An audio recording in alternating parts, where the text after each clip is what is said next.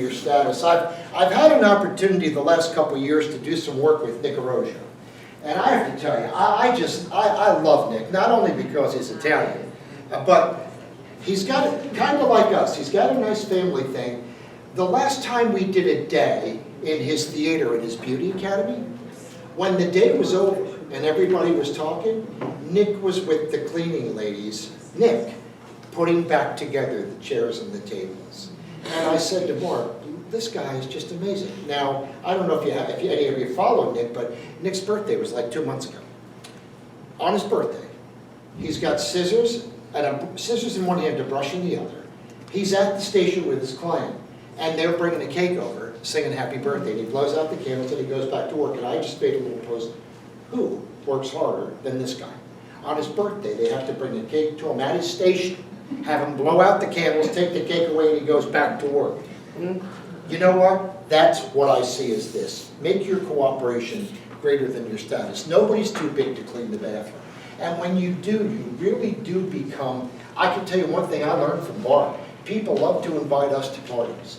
Because at the party, if you'll leave your vacuum out, Barb will vacuum before the party starts. After the party, everyone's gone. Barb is in the kitchen, washing the dishes, cleaning things, putting them away, helping out, getting the job done. You have to make your cooperation greater than your status. Don't get beyond something. Everything. All of us can do everything. Don't feel like you're past that. Okay? Next, make your confidence, this is beautiful, greater than your comfort. Make your confidence greater than your comfort.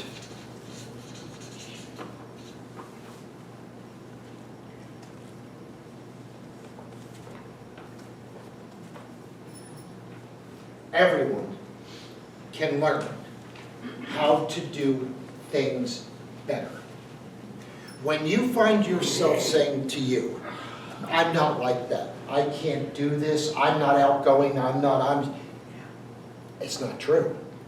What you're telling yourself is, you lack the knowledge. Anything you have a lot of knowledge in, you have a lot of confidence in.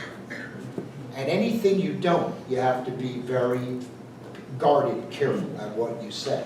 So if you look at, for instance, in our world, so many times we'll choose comfort.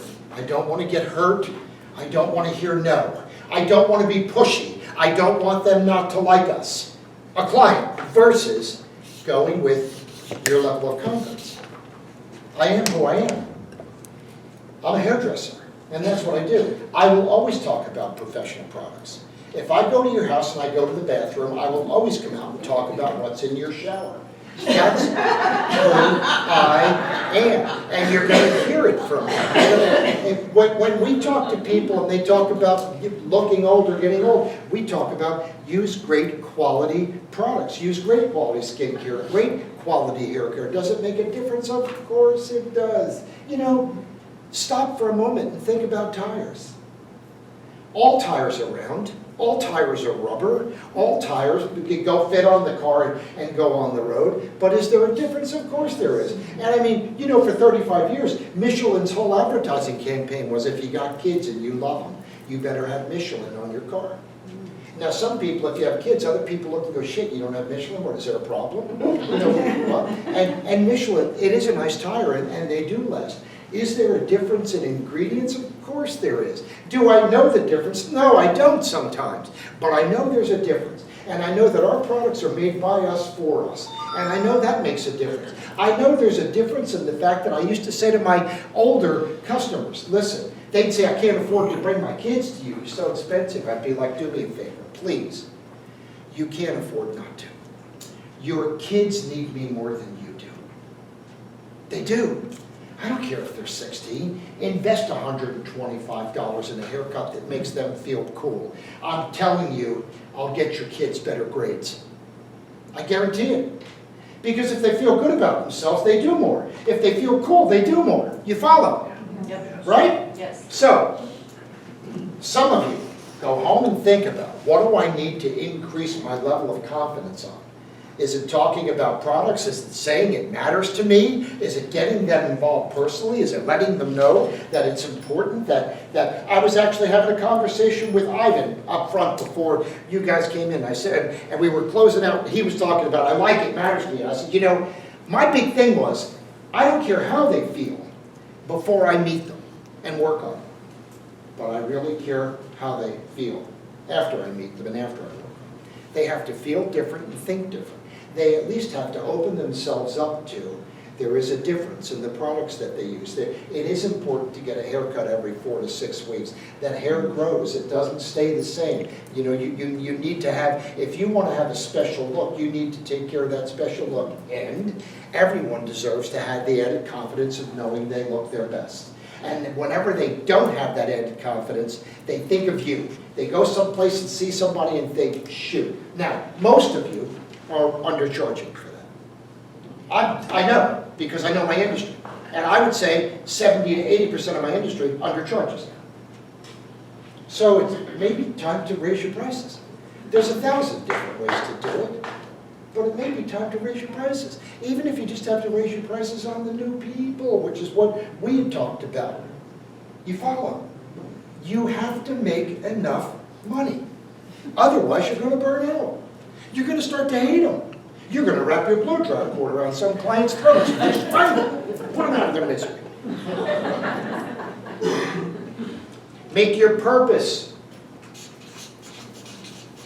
greater than your money. Make your purpose greater than your money. What's your purpose? What are you known for? What have you done? You know, I made mention to my sister not long ago. I said, you know, she does a lot of charity stuff. I said, I'd like to do more charity stuff. She says, oh, no, you're not ready. Do your work now. When you retire, do your charity stuff. When you have more time. Don't feel bad about it. And I'm talking to her like, you know, you're right. She said, I never did any of this until I retired. When you retire, then you can go to, but it kind of cleared my conscience a little bit because I want that to be part of my purpose. You follow? Okay? But if you make your purpose great enough, that just happens. It happens. Now, I know we were talking about maybe a little book or something, and some of us were talking about different ideas on making more money. I've only got, those of you that don't have them, I've only got about 6 CDs left. Please take one. Buy one before you go home. No, take one. I have to tell you, the first CDs I made were cassette tapes. And it was a friend of mine that has a bunch of salons in Houston, Texas, named John McCormick, and he called and said, your presentation that you did for our salon, when you were the keynote speaker, I'd like you to put that on cassette tape. I said, I don't even know how. He says, you go find somebody, you put it on cassette tape. I said, well, how many do you want? He said, I'll buy 500. And I was like, wow. Okay. So I found a place, I found an engineer, who, by the way, is still my engineer, because I believe if you want to get loyalty, you got to be loyal. And I said to my engineer, I want to make these cassettes. So we made a little 2 cassette tape. When we got done, I said, I want 500. He said, oh, no. You have to buy 1,000. I'm like, 1,000? What am I going to do with the other 500? He said, you take them to a show and you sell them. I go to the show. I get all done. I said, I have these cassette tapes. It cost me, I think, about $350 to make the cassette tapes, but when it comes to numbers, I happen to have my boss there in the back, and she can tell you. And that day, I sold the rest of the CDs at the show. And I'm in the car, driving home, and I've got, you know how you have that day where your tips are so big? You're in the car and you're like, shit, I just got to count these before I get home. And you're steering with your leg, and you're counting the tips on the seat. I had pockets full of money, and I was like, my God, what a great idea. Why didn't I think of that? But you know what? It all started right here. My purpose was give them a tool that makes them have the dialogue that a master has. Give them dialogues, give them master's dialogue on your CDs. Here's what you have to know. When your purpose becomes 100%, you don't even have to think about money. The money follows. The money will come. See, it's so hard to explain to people when you do things for money, well, unless you're some people, when you do things for money, you'll never get it. When you do things for purpose, for greatness, from the heart, money follows. You'll be all right. You'll be taken care of. Okay? Next. Make your questions bigger than your answers. This is a tough one for me. Make your questions bigger than your answers. Think about this for a minute. What if you're known as the guy that provides solutions to everyone you know? You're the guy that provides solutions to your friends, to your family, in your work, to all the beauty people you talk to. I've got friends that call me to go have tea in the morning just to talk about relationships. And we talk about getting their relationships together and how to get things to work. Think about what it's like when I've got a problem. I don't know who to go to. And I almost feel guilty going to somebody and saying, I'm a little messed up. No, not you. You're not messed up. You can't be that. Like, no, I'm messed up. You know, what you have to think about is ask great questions. Don't be the one that has all the answers all the time, Barbara. I mean, she's not even listening. Are you listening? Oh, you are? I'm sorry, I was just kidding.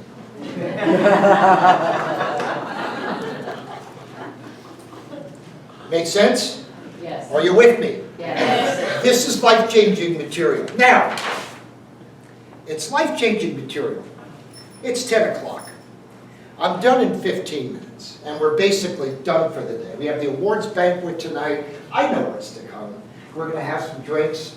I'm going to get another beautiful award. I know I am. I'm going to put it up on the wall next to all the other JA awards. And I love them because I love having the opportunity to be together. And with 15 minutes left, I start to think, okay, who's going to do it? Who's going to change?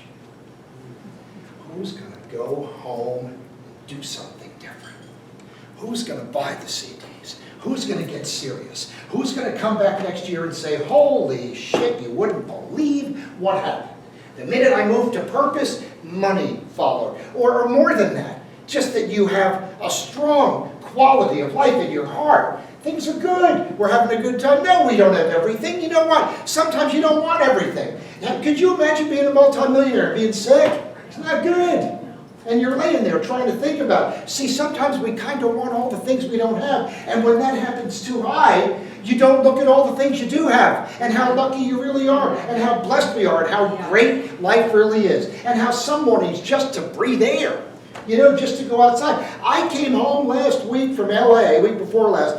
Barb is sitting at the table. We look at each other. She starts crying and she says, listen, I messed up our books. Our books are a mess. And I said, Barb, stop. And by the way, if anybody wants their books done, I would stop right there. Just stop. no, not in a bad way. Let me finish telling the story. I gotta know you can sleep on the patio. Okay. Thank you.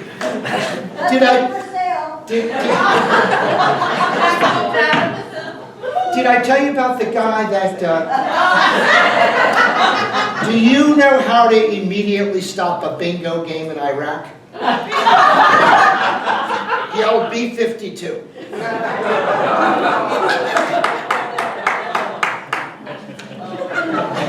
All right. Let's get focused now. What you focus on is what gets done. Do me a favor. Make me proud of you. Go home and change something. Do something great. Here's why. This is Success is a Choice by Rick Pitino. And here's what I think to myself, and I'd like all of you to think the same thing. Do you deserve success? Yes. Are you prepared? Have you studied? Are you ready? Do you deserve success? You're in the beauty industry. 99% of our industry doesn't want to work hard. They're not here. They don't care. What are you going to do that's going to make a difference? Are you with me? Yes.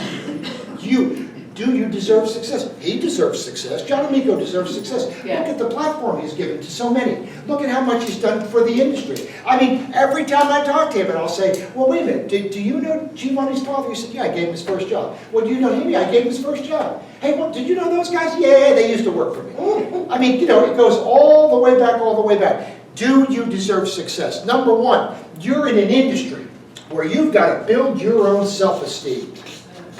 Do you know, the first time I met with Vidal Sassoon, he said that was the key to our business. That you're going to be shot down by customers every day. That every day a customer is going to question, do you know what you're doing? Do you really know the answer? What are you doing to build your own self-esteem? You got to build it. Now, you know what we do real cool when we're together? We all kind of build each other's, don't we? I mean, isn't that the nice thing about all of us being either on the cruise or being here? We just kind of build up each other's self-esteem and self-worth. But what happens when you get home? And what happens when a client questions whether you have the ability or not? And I said to Vidal, I said, well, tell me something. Were you ever challenged? He said, do you know the last day I cut hair in my London salon? A lady said to me, Vidal, are you sure you know what you're doing with this haircut? And he said, madam, I've cut this haircut 3,000 times blindfolded on stage. I'm quite sure, he used to have a haircut that he cut blind. I'm quite sure I could do this for you. Now, here's the thing. What are you doing to build your own self-esteem? There's great CDs out there that will build your self-esteem. There's great books, there's great ideas, and you know what? Someplace close to your house is a big brick building called the library, and you're allowed to go there and borrow great books. Okay, next, set demanding goals.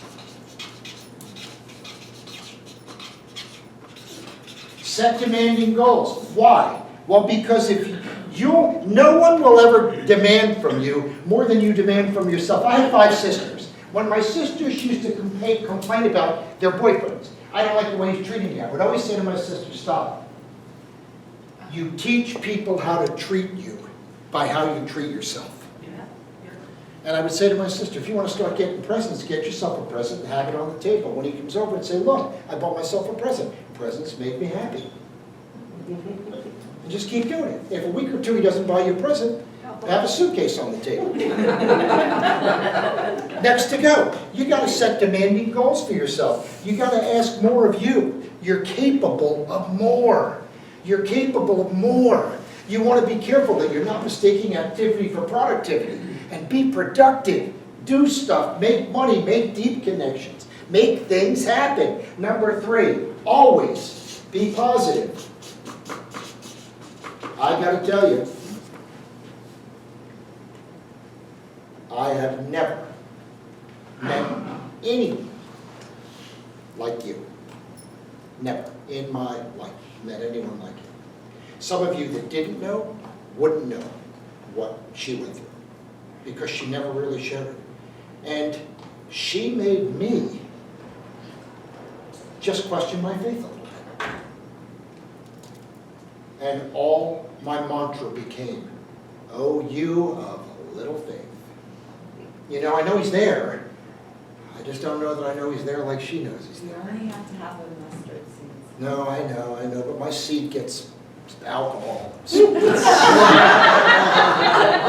But really, I haven't. And you know, I think it's important that your positivity, Rhonda, is just incredible. And like I shared yesterday, I find something about John and Elaine and what they've done with their children, or grandchildren. You rarely see an amigo pissed off, upset. I do. I rarely see it. I mean, I know no one's ever called Johnny and had Johnny say, it's just a terrible day. It's not even in his nature. That says a lot. You know, that says a lot, right? So always be positive, even if you have to pretend. Sometimes it's okay to pretend. We were such great pretenders as children. No reason why we can't pretend. Listen, when you were a kid, you knew whether to go to your mom or dad just by the way they looked.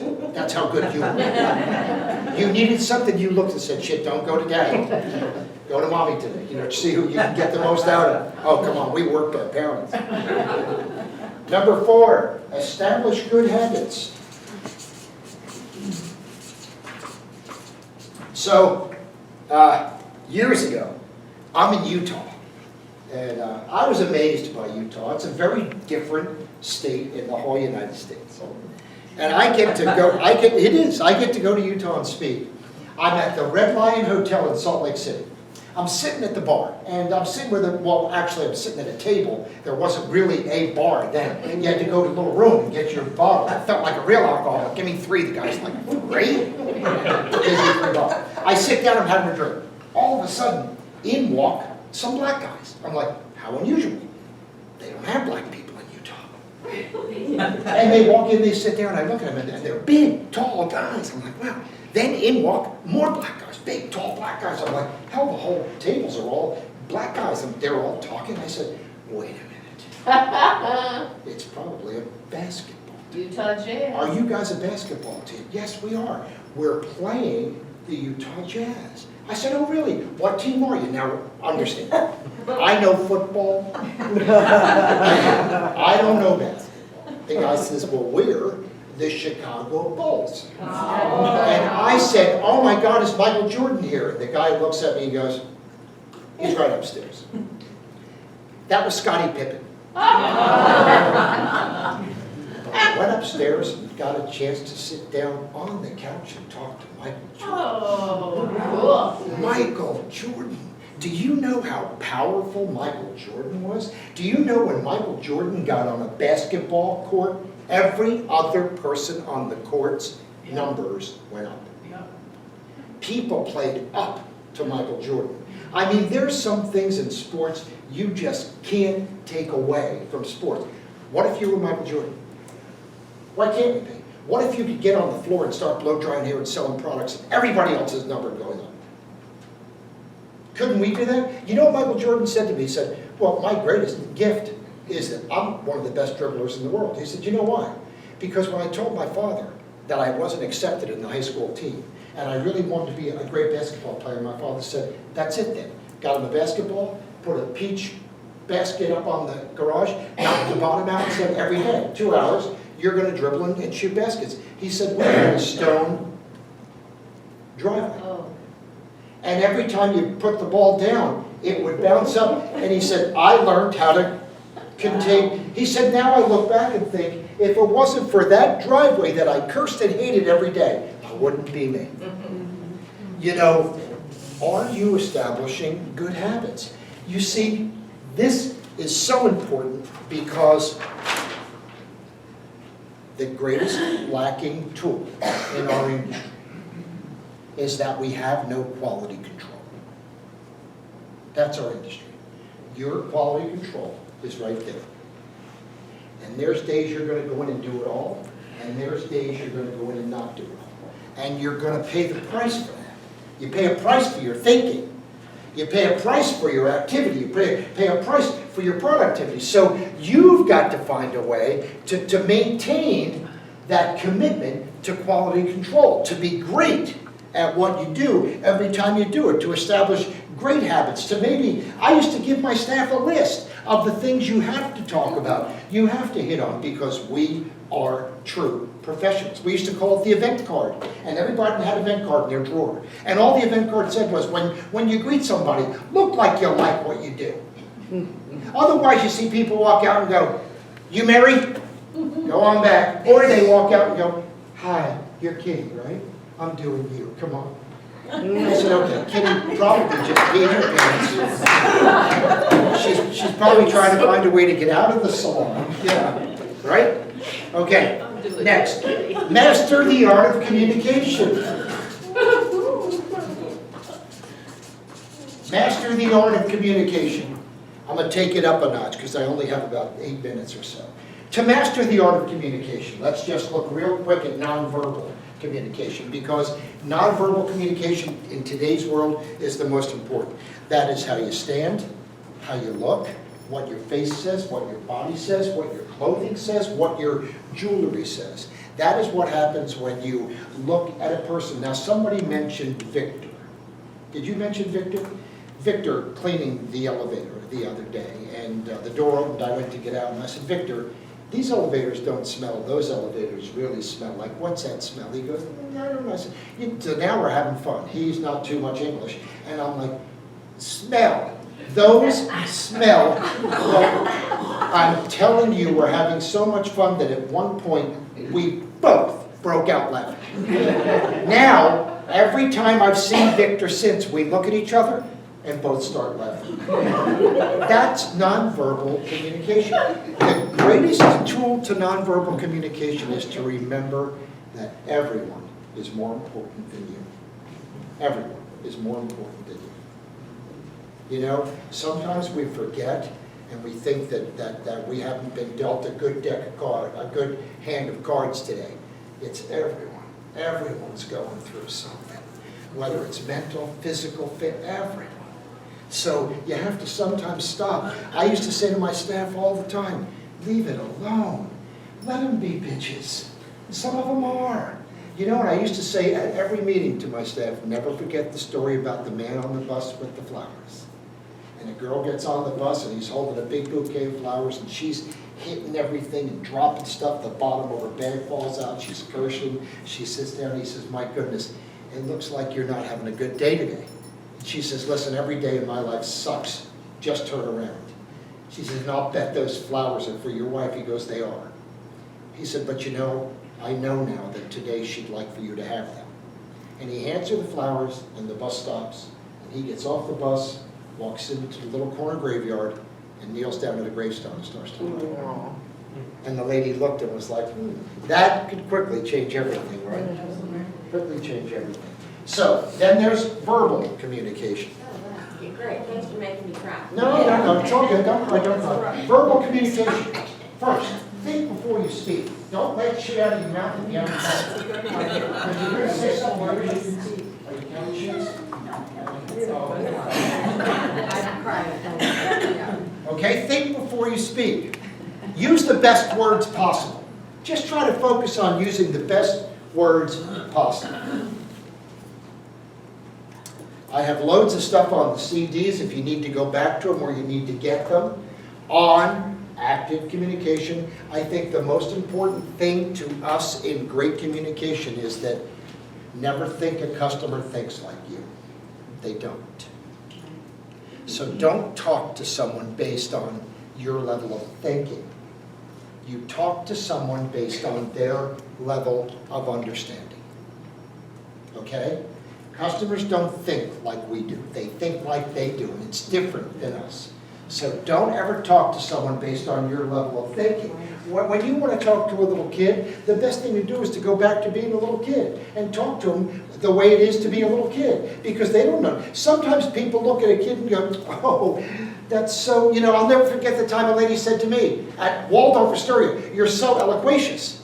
I was like, I didn't know whether to say thank you or I'm sorry. And I went right to the concierge and said, what does, well, I was going to use a word this morning. I did decide not to use it. Habituation. So I thought, that's a big word, I'll explain. But I said, before I go, Siri, what is the definition of habituation? She says, that is,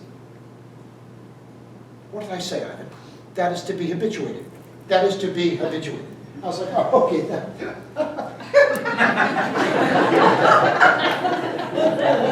She decided not to use it, huh? I thought when I was habituated, it hurt. It didn't sound good.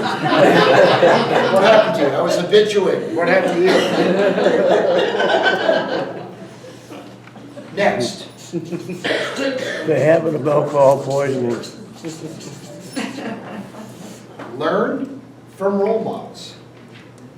Study people. Be aware of what's around you. Learn what not to do as much as what to do. But also understand. There's an old like game that people would play where you would list your, let's do it. Okay. Everyone list the three most important, three people you look up to more than anyone. Just put them down. Who are the 3 people you look up to more than anyone in the world? In what, in any? In any way you want. Yeah, any way you want. Yeah, any way you want. People we know or people we don't know? It could either or, no rules. People you know, people you don't know, actors, Jesus, movie stars, sports athletes, whatever feels good. That is 3, hard. okay, now list on 1 or 2 of them, the 3 things you admire the most about them. Why did you put them down?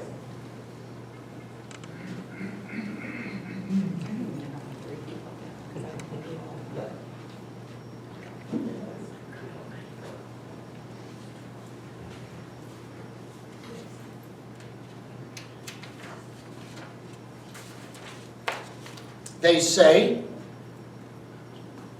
those are the most important things you want to put into your life. Nice. Pretty cool, huh? Yeah. They say that those are the most important things that you really want to, you want to be and exude those things. And I think I told you all the story about when I met,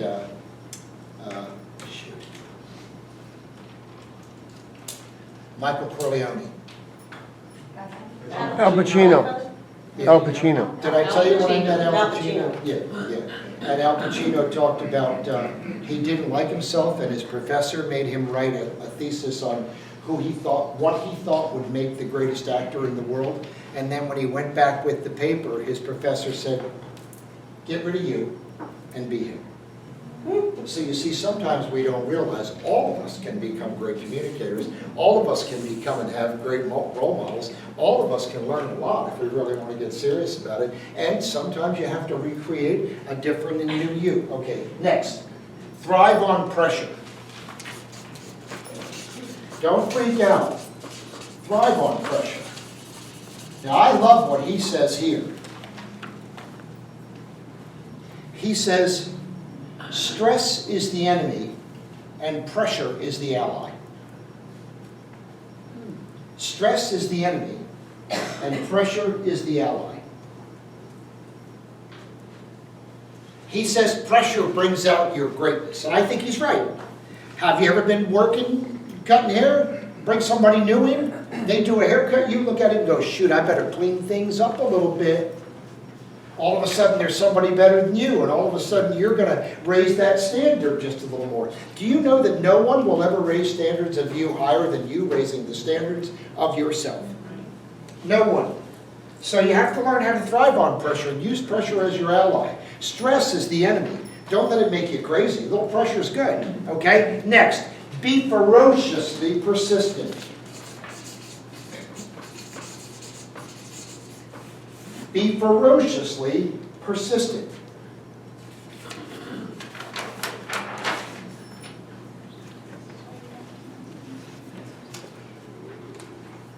When it's important, establish stick-to-itiveness and stick with it. Make it happen.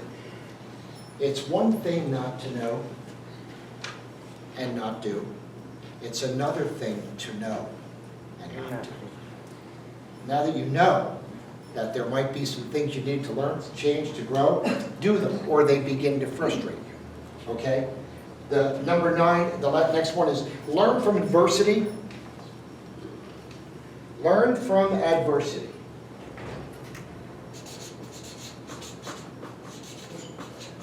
Sometimes things aren't going to be easy. Sometimes things aren't going to be as we planned. Sometimes you just have to have faith in your vision and realize that you can go past this. The last one is survive success, which is so important. And one of the things you'll find, it does happen with people, but you'll find it happening with companies all the time. When they pass a company on to the children or grandchildren, surviving success becomes very difficult. When they have a company, they want to make some changes. I was doing, just recently, did some work for a restaurant, and they talked about they were going to cut food costs because they were losing money and make the portion smaller. I said, I venture to say that that could be the worst thing you should do right now. Because just because you're not busy doesn't mean you should cut costs. Maybe if you're not busy, it means you should expand the cost just a little bit. Now, I need you to help me. How many of you know the story about Flight 186 out of San Francisco? Anyone? Who knows that story? The story about the, I know you know everything, Barbara. You know that. She's back there raising her hand. All right. In July of 1986, a flight from San Francisco was flying nonstop to Washington Dulles Airport. It was a United flight. I actually had two friends, clients on this flight. The plane got up in the air, and on the way to Chicago, or flying over Chicago, it hit a wind shear. And when it hit the wind shear, the back flap on the plane must have hit the hydraulic line. And all of a sudden, the pilot had no control of the flaps. So he radioed Chicago and said, I have no control of the flaps. I don't know what to do. Please prepare for an emergency landing. We're on our way to Dulles, but we're going to drop it in Chicago. The air tower controller said, absolutely not. Turn around and drop your plane in Iowa, but don't drop it in Chicago. Right. Start to lose your fuel, slowly come down and drop the plane on a cornfield, and maybe you're all going to be okay, but don't land here. So he hangs up and he gets on his loudspeaker and he says to everybody on the plane, everyone prepare for, we're having an emergency, and we need everyone to prepare for an emergency landing. Just get yourself prepped. And by the way, is there anybody on this flight that works for United Airlines? Anybody on the flight that has experience flying planes? Two guys come up. One guy's name was Danny Fish. He was a flight seat planner. And Danny Fish said, okay, I know what's wrong. He said, if we take off our belts and we get the X and we break holes through the exit rows, we can actually find the linkage and move the flaps. There was no movement at all. He said, we won't get full movement, but if we can take off our belts in time and get them around the linkage, we can move it a little bit, maybe enough to land the plane. Then an older guy comes up and he says, I am a former Navy pilot for the United States Navy during the Vietnam War, when our jets got splashed with gunfire and we lost our hydraulics.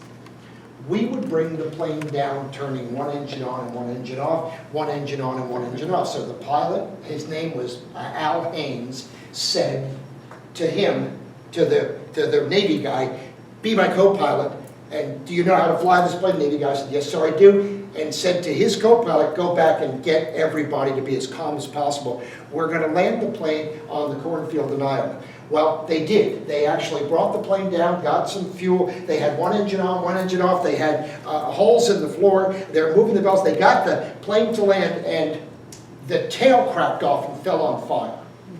And I can look it up. I believe 11 people were killed, but 154 passengers, and the entire crew of 14 walked off the airplane, completely unharmed. And for 20 years, United Airlines would have every pilot, when they had to do every 6 months their simulation, they would have to simulate bringing down Flight 186. No pilot was ever able to do it but one, Captain Al Haynes. Do you know what that is? That is the human spirit. Teamwork. That's the same human spirit that's inside every one of us in this room. Do you know what you can do if you could get your human spirit to soar? Stop letting yourself and other people put shit in front of you that makes it too hard to move forward. Clear your path. Get your human spirit to soar and become someone great. Thank you all so much for your comments.